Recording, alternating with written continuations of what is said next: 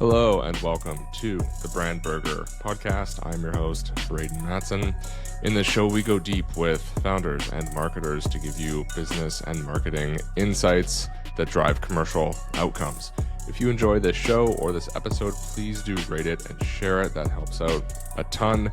Message me on LinkedIn as well if you would like to be a guest. Without further ado, super pumped to get into today's episode. Thank you very much for listening. Let's go.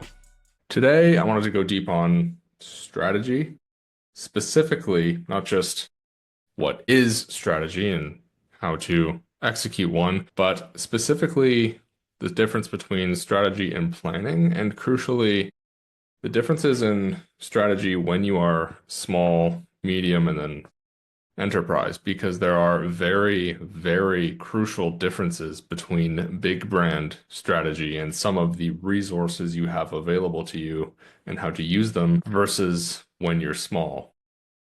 And so we're going to walk through what is strategy, the difference between strategy and planning, how to research on a budget as well, and the differences between qual and quant, how to do and execute strategy, small versus big, and then ultimately differentiation and the role that it plays when you're small versus big. And it's probably not what you think. There's some extremely crucial nuance there to understand. The first thing to say here, to just ground us in the subject, is that this ultimately is the difference between reading an article or a book and having a view of the world that is based on a very tight paradigm that can be applied in every case versus picking and choosing what is likely to be the case based on the individual situation, which is why when you ask a person who's very experienced something, they're more likely to say it depends than if you ask someone who's very new to the field. And that's not a dig on people who are new to marketing. I remember the moment that I felt the most imposter syndrome I've ever felt, and it was extremely significant. But the point is, as you work with more companies and do more things, you're just going to learn more and more about the differences and the nuances of a situation and the context. So to start off, we need to actually define our terms and what strategy ultimately means. It's been books written about strategy, articles written about it, lots of different ways we could think about it. And so I think ultimately what strategy comes down to, and this is really, I think the best definition is when you juxtapose strategy with planning. So planning is saying, here's what I'm going to do, right? So like planning is saying we're going to run LinkedIn ads and to our target accounts and generate pipeline. Like that's a plan. It's just kind of like, here's a thing we're going to do, or here's the set of things we're going to do. And planning isn't bad. It's just that in the context of business, commercial results really are driven by strategy and then absolutely execution. You need both. It's very, very important. And so planning is just kind of like, here's the stuff we're going to do. But the difference between a plan and a strategy is what we're going to do compared to all of the other things we could do, our justification for choosing those, what we're going to achieve doing those things, and then how we measure whether we're doing the things effectively or not. So strategy is really like 3 or 4 pronged in its logic, and fundamentally strategy is concerned with where you play, how to win, and then what you achieve. And so we're going to walk through each of those pieces in detail. And then of course the other aspects of this episode as well. So starting off with, I think that it is important to remember and bring us back to the fact that marketing ideally has a process that is deployed no matter the size of company and no matter the life cycle of a company. And that process really fundamentally starts with research. Now, research can mean a lot of things to a lot of people. And I actually just had in the last episode, Oliver J.P. Osborne on the show, where we talked about customer orientation, market orientation, and the importance of it. And we talk a lot about research and how to do it. So definitely go check out that episode if you want to dive deeper into research. But The reason research is important and why it has to come before strategies, because in order to know what to do, you need to know what the world looks like. And too often, marketers, especially in like a B2B context where they just make assumptions about where their audience is and what their audience cares about without actually doing this crazy, crazy, crazy thing where you talk to customers. And so what I've always said is if you're not talking to customers, you're not doing marketing, you're doing ing. This doesn't mean you have to talk to customers every day. It doesn't mean that you have to be best friends with your top accounts. It means that you need to have a foot or both feet, ideally, and your brain and two eyes and just all of you in the market, right? This is what marketing is fundamentally based on. Data is important. I'm not one of those people who's going to go to the other side and say being data driven ruins a company. No, it's being data driven at the expense of not being customer driven will ruin a company and vice versa. It's just always both, people. Like it just always is. There's no reason why it shouldn't be both. And so what is research? Well, what I mean by research in this case is uncovering basically two really key things, which is one, when people enter the category and why they choose you, right? That's kind of two things or one thing. And then also where those people are in the world, online and offline. So let's break that down and then how to do it. So the first piece is when do people enter the category? This is category entry points. I just have not been convinced that this shouldn't be the basis of strategy fundamentally. I've just become too convinced of this. You could convince me otherwise, but it's just I think it's the strongest way to go about this. And what this means is that you uncover when people enter the category, uncover all of those buying decisions. And the way that you do this really is, I would always recommend qualitative, right? Which means talking to 10 or 12 customers. And what you ask them, one of the best questions to ask is, why did you choose us? Describe the context of the situation you were in when you bought our product.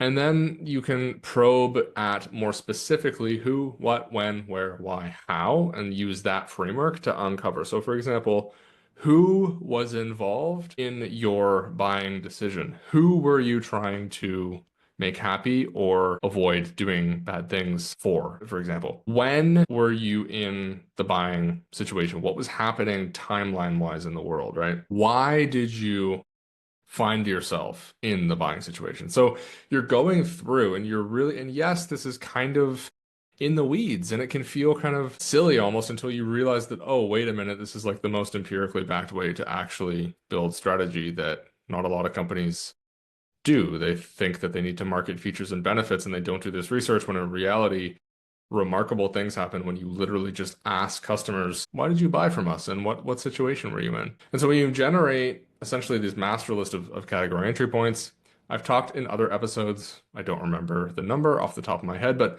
I've talked a lot about mental availability and category entry points and how to ultimately score category entry points. And so you can listen to those episodes in more detail about how to actually judge mental advantage or not. But basically, when you have these category entry points, you then need to decide which ones to prioritize. And there's a framework for that. You can message me on LinkedIn if you have any questions about that. But the point is, you understand the buying triggers and you understand why people ultimately bought from your brand.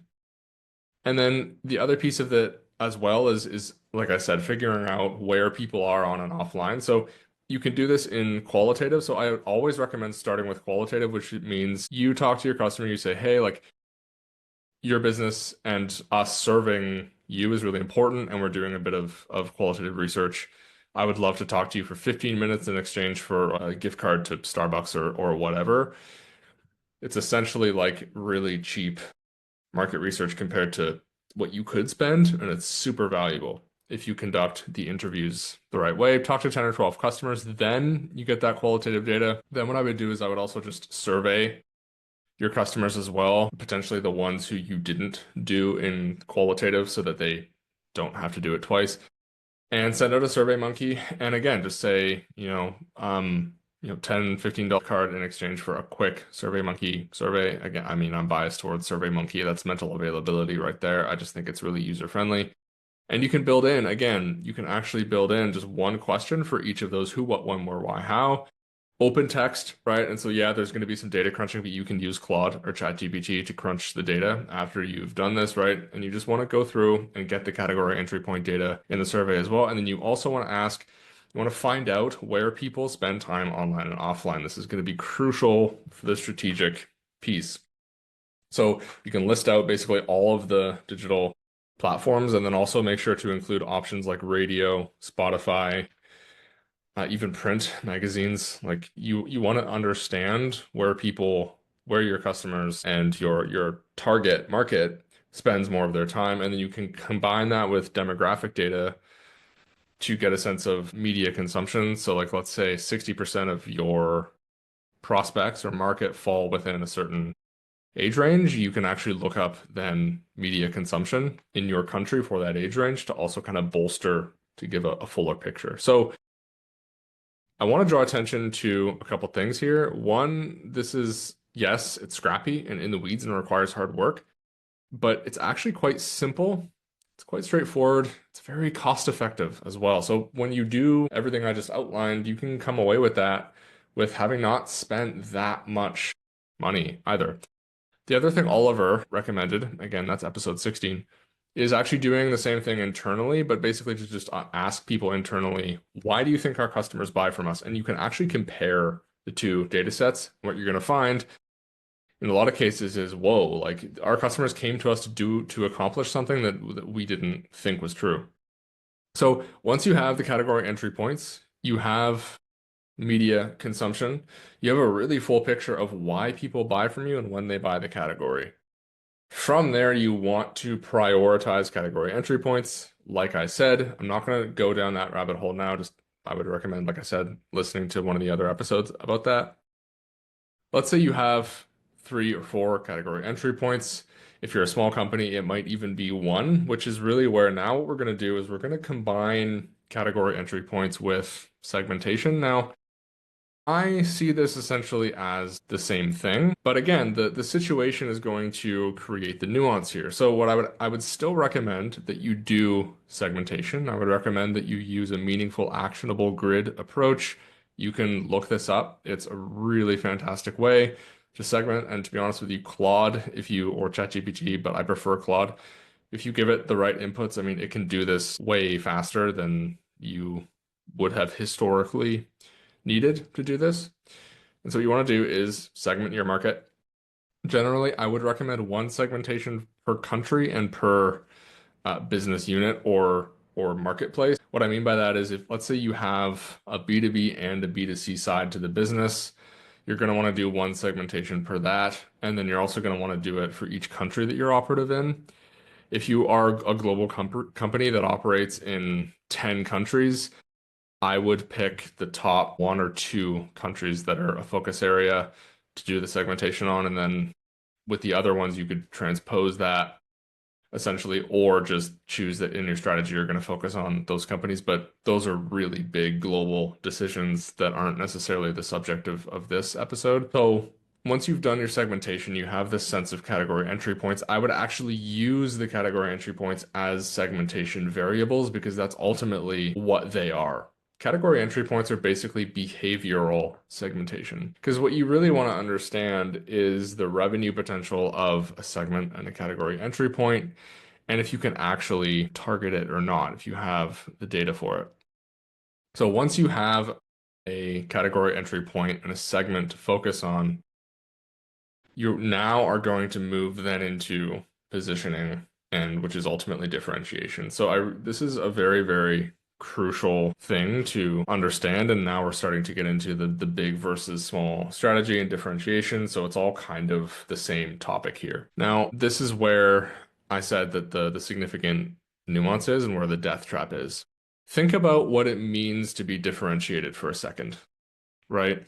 Differentiation means we offer value disproportionately in this one place compared to our competitors. What does that mean? Like in market share terms, it basically means that we're only really able to serve a smaller percentage of the market than all of the market. That's what differentiation means. And in fact, I would say if you are truly differentiated, you're not going to be a fit for the whole market. That's differentiation presupposes exclusion. This is really important. If you're differentiated, genuinely, that presupposes that you're actually not a fit for a whole bunch of companies, right? And use cases.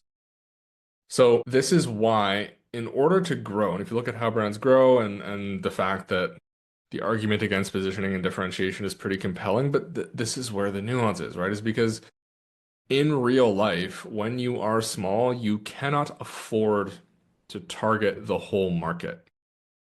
You need to find a slice of the market that you can have a higher share of voice in. So even if you think the differentiation is completely useless, you still have this problem of share of voice, and the principle of excess share of voice is quite clear in that it tells us that we need to be louder somewhere in the market to grow.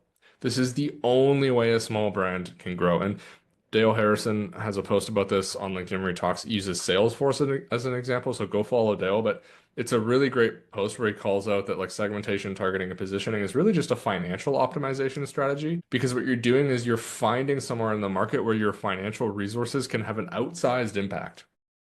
This is so crucial, right? Because if you're a small company and I mean, there's 1,500 CRMs. So if you're a CRM and you want to compete with HubSpot and Salesforce, the only way you're going to do that is by standing out in that crowded market via differentiation such that your financial resources can produce a bigger share of voice somewhere in the market. And so this is where, as you grow, though, the implications for this are crucial. So here's what happens. When you're small, you must appeal to a small slice of the market. And it might take some time, it might take you some customers, it might take you even 500,000 in revenue or a million in revenue to start feeling where this is because you need to talk to your customers. But once you figure that out, what happens is you're going to be strongly differentiated for a small group of people, and this is going to allow you to grow. And then as you grow, the differentiation becomes less and less meaningful because you're selling to more and more of the market. If you want more market share, you need to continuously appeal to more of the market. But when you're small, you're differentiated and you're only appealing to a small percentage of the market. You have high differentiation. So if you were to graph the importance of differentiation, it starts out as basically make or break when you're like 1 million to 5-ish, 10 million in revenue, right? And beyond a little bit. And then as you grow, as you get bigger, right? As you get bigger, differentiation becomes less and less important because you have to sell to more and more people. And this is really where the nuance of strategy comes in. So that's the crux of the nuances of being small and medium and large.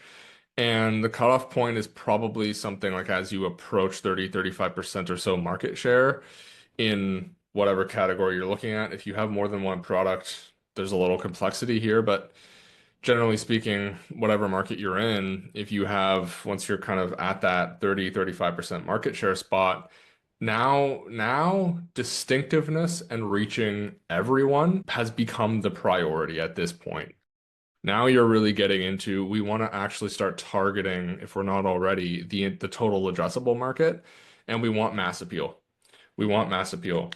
I forget who gave this example. It was in the context of music, and if you think about artists, they tend to, as artists get bigger and bigger, their music tends to get more generic. And for better or for worse, this happens because in order to get more listen, you need to continue appeal to the bell curve, right? This is what happens. You need the bell curve dictates that you need to continue to appeal to broader and broader, bigger and bigger groups. And as groups get bigger, they get more homogenous. And as they get more homogenous, you need to be more homogenous, right? This is the crux of it. As you appeal to more of the market gets more homogenous. So you must be reflective of that in your business, which means that you must be more homogenous. You need to appeal to more people. And I think a lot of brands kind of at a certain point, this is where they can lose their way, is that there's this really fun and kind of scary, but artful and creative and scientific thing that happens here where if you get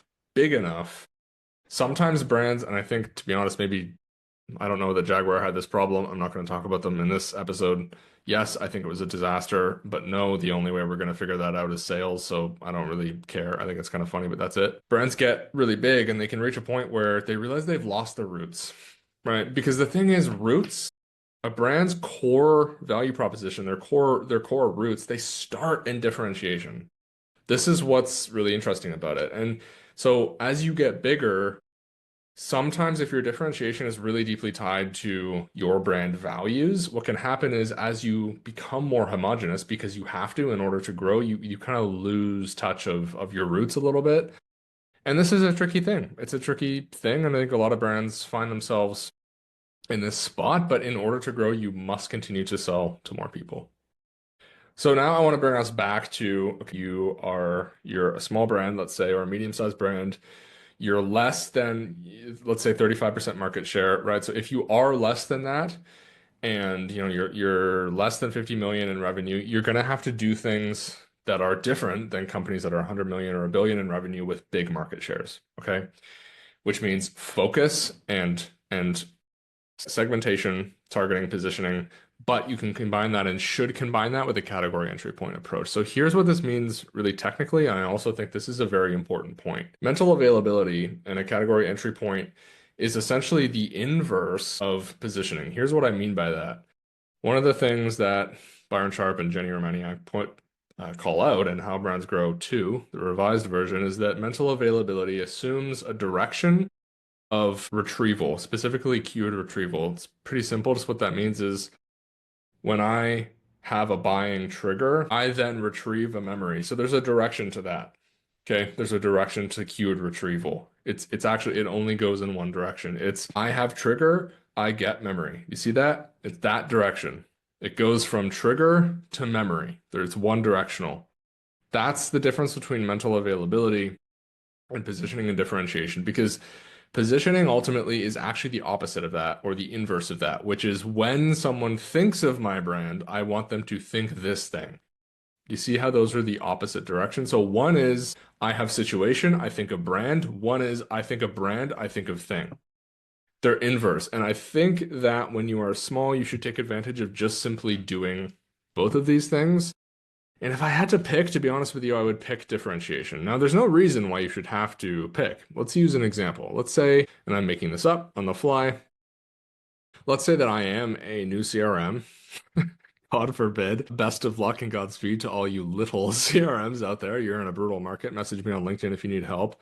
Let's say I'm a small CRM. I do the research and I figure out that basically the main category entry point for us is let's say it's financial consultants or fractional CFOs. Let's just go with that. Our category entry point is I need a way to organize my fractional CFO service clients because I'm disorganized right now. That might be the category entry point, which means that we want to associate our CRM with the moment that a fractional CFO enters the category or has a buying trigger of some kind. So that's going to be the queued retrieval direction, right? So the situation is right now I'm a small fractional CFO and I have too many clients and it's disorganized. That's the buying queue. So I'm going to go retrieve the memory of the CRM, right? So that's the category entry point. That's mental availability. But then the inverse of that, the positioning of it is when fractional CMOs think of the brand, I want them to think this differentiated value. So maybe our differentiated value is that we are the easiest to use. Again, like that's just a cop out, but I'm just making this up. So our differentiated value must be unique to that segment. And it's going to be the inverse of the category entry point or mental availability. So there's a bothism happening here, to use Mark Ritzen's term. There's bothism happening here. They're an inverse of each other. And you should just have both and you should just do both because then you get the best of both worlds. Because when you're looking at your strategy, ultimately what you're going to have is here's our target segment. And if you've done segmentation properly, you should have a segment that has enough revenue potential for you to continue growing for, I mean, years, literally years, right? This is what a lot of brands don't do because it's hard, because it's scary, because they have to put their eggs in one basket. This is the thing, and this is where the nuance is. When you're small, you actually should be putting most of your eggs in one basket.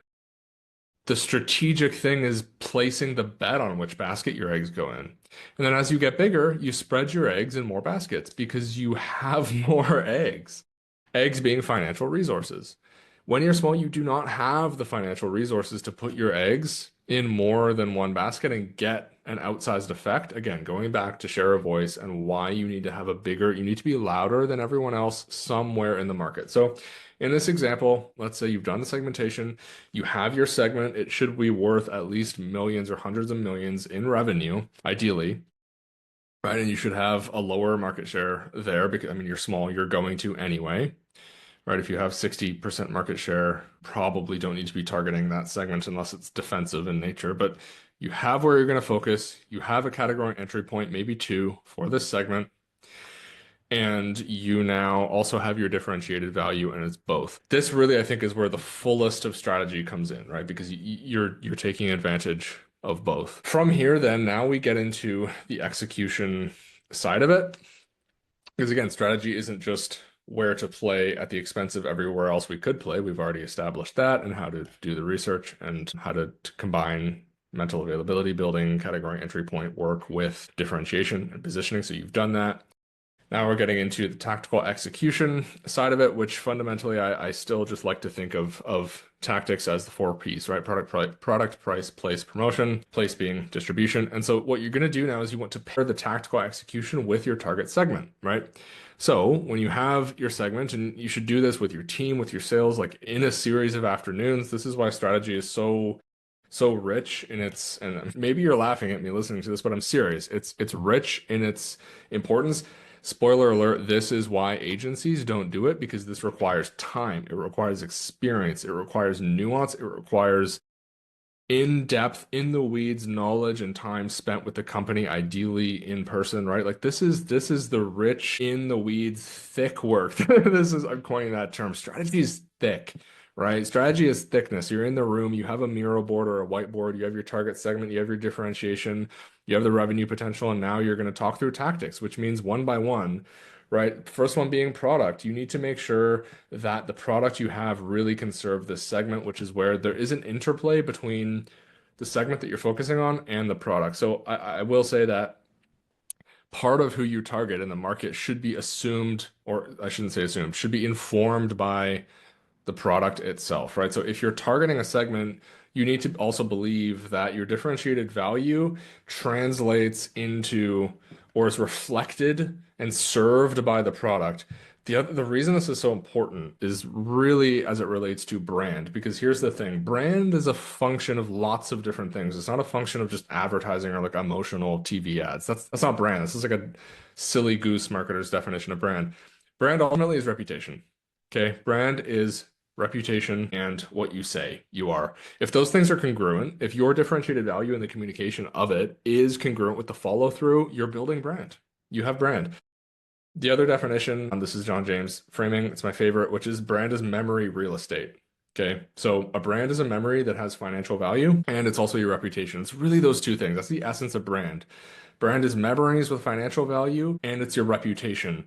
Here's the thing that marketers just get wrong about reputation, or I should say trust. Trust is not something that you like manufacture. And this is just, it bothers me so much when people ask or talk about like, how do we get people to trust us? That question presupposes manipulation, which is a contradiction of trust, right? Like you can't get people to trust you. It's like respect. You don't get people to respect you. Respect is earned, right? Respect is earned. And I didn't plan to rant about this in this podcast, but I'm going to because it's so important. Respect and trust are both earned. They are both reflections of your behavior being congruent with the things you say. And so when we're talking about brand trust, it's like, how do you get brand trust? Bro, deliver on your value. That's it. That's how you get brand trust. And then what will happen when you do that is your churn will be as low as it can be. It'll be as low as it can be, and you will acquire new customers and you will retain your current customers at a burn rate that you can, in accordance with your cash flow, that you can survive to grow. It'll be healthy, and people then, your word of mouth, your earned media will enhance trust, and you will be building brand without spending any money on expensive TV ads. Brand trust is a function of delivering on the world-class value, on your differentiated value that you claim. This is why salespeople selling products and features that marketing knows full well aren't there yet. Like, you are ruining your brand doing this. Salespeople who may be listening to this, or founders who may be listening to this, I understand you want to sell. Sometimes you're going to sell stuff that, like, yeah, we'll build the plane later. But as soon, like, you cannot afford to do this for very long. In fact, it is anti-scale. You cannot scale a brand by selling things that you don't have baked with respect to their value. Sometimes you need to do it if you don't have any customers just to get a business off the ground. But when you've done that, this is how brand trust is built. Isn't complicated. Brand trust is a function of delivering on the value you tell people you're going to deliver on. That's it. Because then they leave great reviews. Then your G2 is 5 stars out of 5 stars. Then your Google My Business is high. Then your advertising resonates more because people have heard of you in the context of that trust. This is brand building. This is the piece that marketers don't fully have the grips on. Trust, your reputation is brand. That's your brand.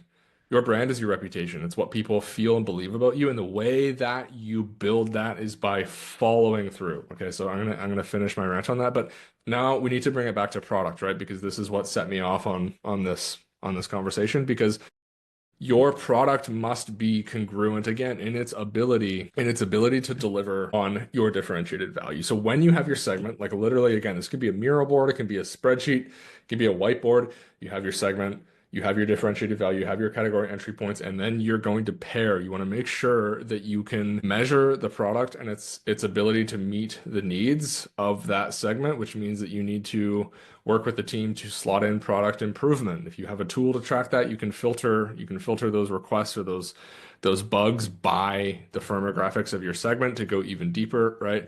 You need to understand how to improve your product and how to make it better and why people from that segment are churning, if they are, to make it as good as possible. Then pricing, right? I don't want to talk too much. We can do an episode about pricing, but there's a difference between price and pricing. Price is what you charge. Pricing is how it's framed, right? So there's different ways to frame pricing. There's been some interesting studies on this.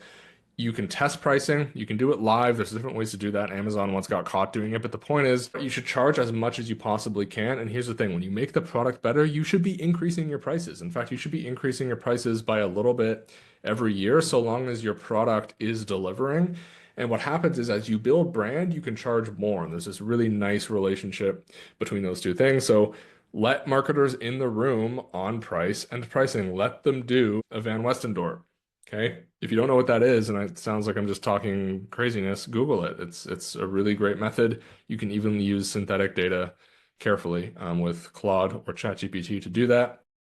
So product price distribution, right? So again, because you've already done the research, and this is the beauty of the strategic process and the marketing process, is you've done the research already to know where your audience and where that segment is and what they do. So now that makes distribution easier, right? Because you have a better sense of what channels, online and offline channels, or I mean, this is also physical availability to an extent, right? So, and physical availability is presence, prominence, and portfolio. So you can look at it through a distribution lens or a physical availability lens. But again, that's tactics, right? That's one of the pieces of tactics. So you want to understand, where can we increase distribution? If you're a digital product, there's a little less that you can do there. But I mean, that's a big piece of that is like the Google Ads side of things, right? I mean, Google Ads is closer to physical availability than it is to mental.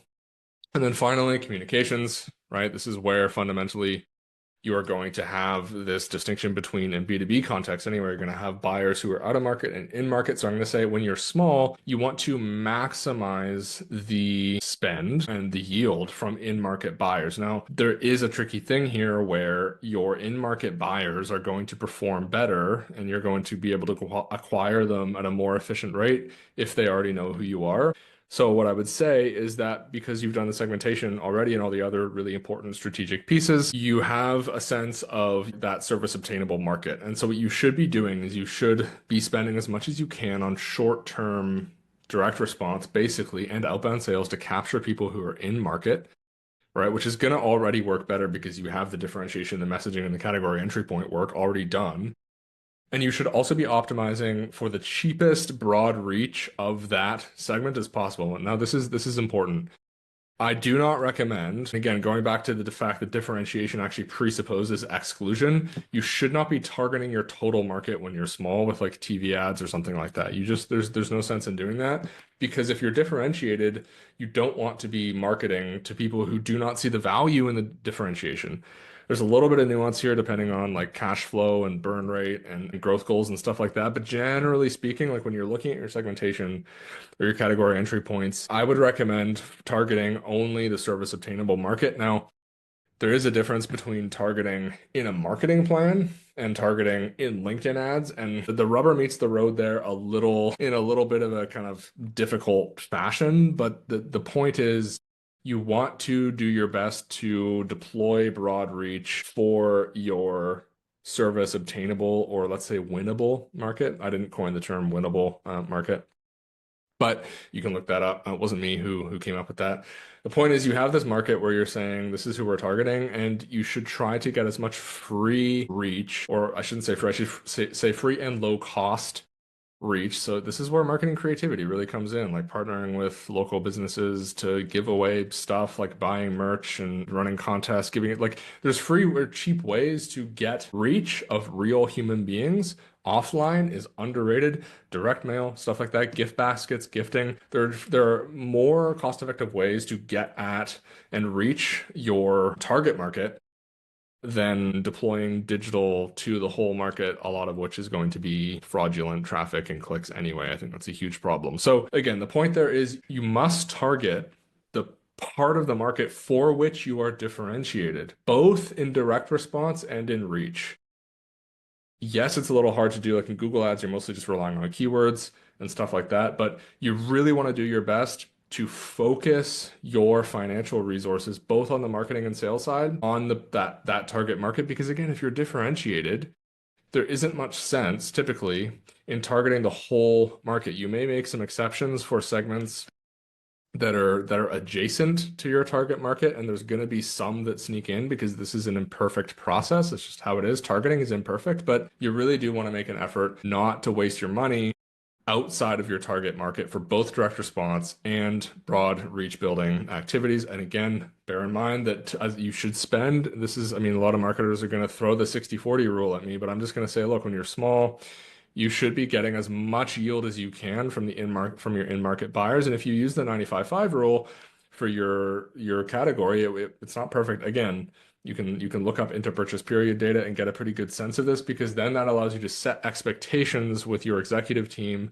about here is basically the total number of customers we could be acquiring every month if we got all of the customers in market. That really helps you to set expectations to be able to say, we're going to focus to get as many of them as we can, but with the rest of our budget, we're now going to go and create mental availability for our target market still, but the buyers who are out of market.